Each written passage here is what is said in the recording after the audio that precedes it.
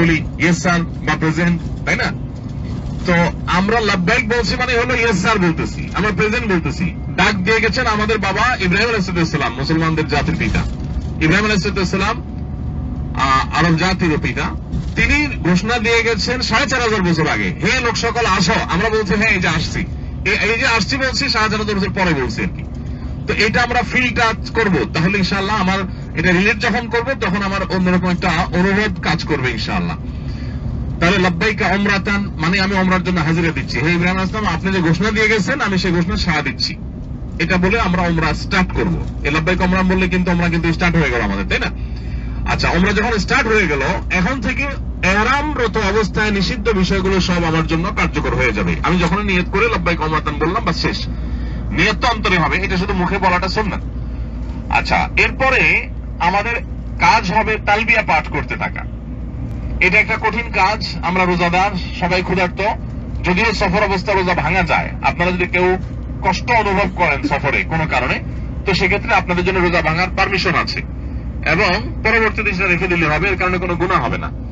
আর যদি কষ্ট না হয় তাহলে সেক্ষেত্রে রাখলেন। তো যেহেতু আমরা রোজা আছি ম্যাক্সিমাম মানুষ বা সবাই, অতএব আমাদের জন্য যেটা অসুবিধা সেটা হলো যে তালবিয়াটা জোরে জোরে পড়তে একটু কষ্ট হবে রোজা রেখে, কিন্তু এই কষ্টের বিনিময়ে আল্লাহ জান্নাত দিবেন। সো আমরা একেবারে কাবা দেখার আগ পর্যন্ত, হারামে গিয়ে যখন কাবা চোখে পড়বে তার আগ পর্যন্ত তালবিয়া কিন্তু আমাদের কন্টিনিউয়াসলি চলতে থাকবে। তো মুশকিল হলো 5-6 ঘন্টা তো আর টানা পড়া সম্ভব না। বাসে আপনি ঘুমান, কোনো অসুবিধা নেই, উজু চলে যাক, কোনো সমস্যা নেই। আপনি লক্ষ্য রাখবেন শুধুমাত্র যে যতক্ষণ আপনার শরীরে কুলায় ততক্ষণ আপনি পুরুষরা উচ্চ স্বরে আর মহিলারা আস্তে আস্তে পড়বেন। দেখেন মহিলাদের ছাড় দেখলে অবাক লাগে, ইসলাম নাকি মহিলাদের কিছু দেয়নি।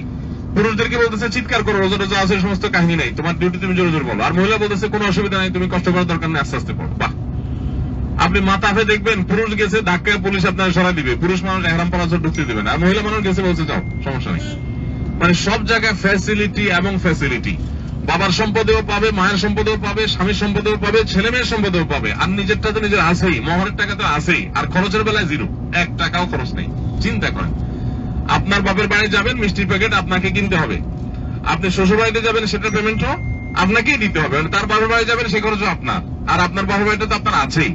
আর আপনার নিজের খাওয়ান তো আপনার দিতেই হবে, তারটাও আপনাকে দিতে হবে। সে আপনার সংসারে আছে তো আপনার সংসার নাই তো বাপের, বাপ নাই তো ভাইয়ের, মানে তার খরচের কোনো অপশনই নেই, কিন্তু ইনকামের শুধু বহু অপশন। এরপর নাকি ইসলাম মেয়েদেরকে দেয়নি। বলেন, এই মক্কাতেই আমরা যে মক্কায় যাচ্ছি, এই মক্কাতেই নারী হিসাবে জন্মগ্রহণ করাটা ছিল অপরাধ, মানুষ মনে করা হতো না। বাপ নিজের জীবন্ত কন্যাকে দাফন করে ফেলা হতো। সেই বাস্তবতা এখন 1450 বছর আগে নারীবাদের মুখরোচক স্লোগান শুনে আমরা অনেকে অনেক লম্বা লম্বা কথা বলতে পারি। আপনি 4500 বছর আগে একটু চলে যান, সরি 1500 বছর আগে চলে যান, সে 1400 বছর আগের বাস্তবতা একটু কল্পনা করেন। তখন মেয়ে হিসাবে জন্ম নিলে বাপ মা মুখ কালো হয়ে যেত, মুখ লুকাতো এবং সন্তানকে জীবন্ত দাফন করে ফেলতো, পুঁতে ফেলতো, মেয়ে হয়েছে সেজন্য। সেই সময় নবী সাল্লাল্লাহু আলাইহি ওয়াসাল্লাম মেয়েদেরকে ওই পাতাল থেকে আকাশে তুলে রেখে গেছে, যেটা এখনকার নারী মেয়েদের কল্পনাও করতে পারে না। এগুলো তো মুখরোচক। যাই হোক, আমাদের মূল আলোচনার বিষয় সেটা না। তো মা বোনরা আস্তে আস্তে তালবিয়া পড়বেন, লাব্বাইক আল্লাহুম্মা